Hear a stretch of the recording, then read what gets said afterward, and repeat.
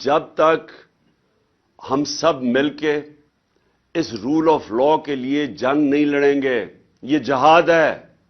انصاف کے لیے تو سارے اللہ کے پیغمبروں نے حکم دیا تھا۔ جو جہاد، یہ جہاد کا کانسیپٹ کیا ہے؟ جہاد کا ہر کوئی جہاد کہتا ہے۔ جہاد کی سب سے بڑی چیز ہے نا انصافی، ظلم کا مقابلہ کرنا جہاد ہے۔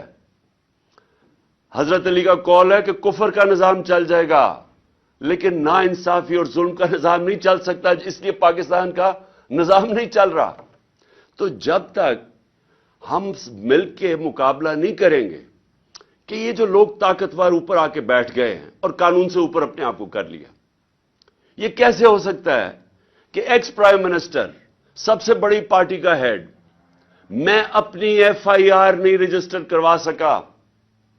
مجھے بتائیں، عام آدمی جو آتا ہے محنت کر کے اوورسیز پاکستانی اور پاکستان میں انویسٹمنٹ کرتا ہے، اس کا طاقتور سے ٹاکرا ہو جائے تو اس کو کون بچائے گا؟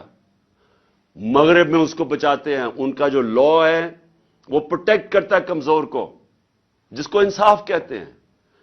حضرت ابو بکر جب خلیفہ بنے، پہلے تو نبی صلی اللہ علیہ وسلم نے سب سے پہلے عدل اور انصاف قائم کیا مدینہ میں۔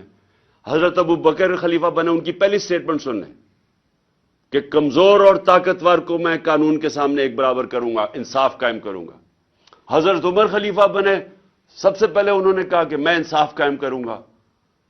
حضرت علی کی پہلی سٹیٹمنٹ پڑھ لیں، انصاف قائم کروں گا۔ بڑی دیر کے بعد عمر بن عبد العزیز آئے، اس کے کئی سالوں کے بعد انہوں نے سب سے پہلے انصاف قائم کیا۔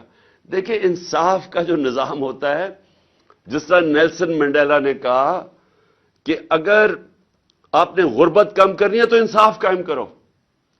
نیلسن منڈیلا کہہ رہا ہے، یہ تو میرا سب کے لیے، کہ ہمارے ملک میں وہ نظام جدھر اعظم سواتی کو، یعنی ایک سینیٹر کو ایک ٹویٹ کرنے پہ، اور سچی ٹویٹ، جو ایک پولیٹیشین کا کام ہے کرنا، میرا کام ہے کہ اگر پبلک کا پیسہ چوری ہو رہا ہو تو میرا کام ہے اس کے اوپر آواز بلند کرنا، تو وہ NRO2 کہتا ہے کہ جنرل باجوہ نے دیا ہے، اس کے اوپر اس کے پوتے پوتیوں کے سامنے تشدد کیا گیا، صبح کے 3 بجے ان کے سامنے ننگا کر کے باہر میں لے جا کے اس کو مارا گیا، ظلم کیا گیا اس کے اوپر۔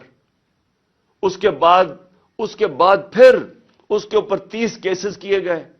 میں اپنا کیس ایف آئی آر نہیں رجسٹر کروا سکا، لیکن اس کے اوپر سارے پاکستان میں، کوئٹہ میں، سندھ میں، کوئٹہ کی سردی کے اندر ایک کمبل کے ساتھ اس کو رکھ دیا۔ یعنی ایک 75 سال کے آدمی سے ایک ٹویٹ کے اوپر یہ ہوا ہے۔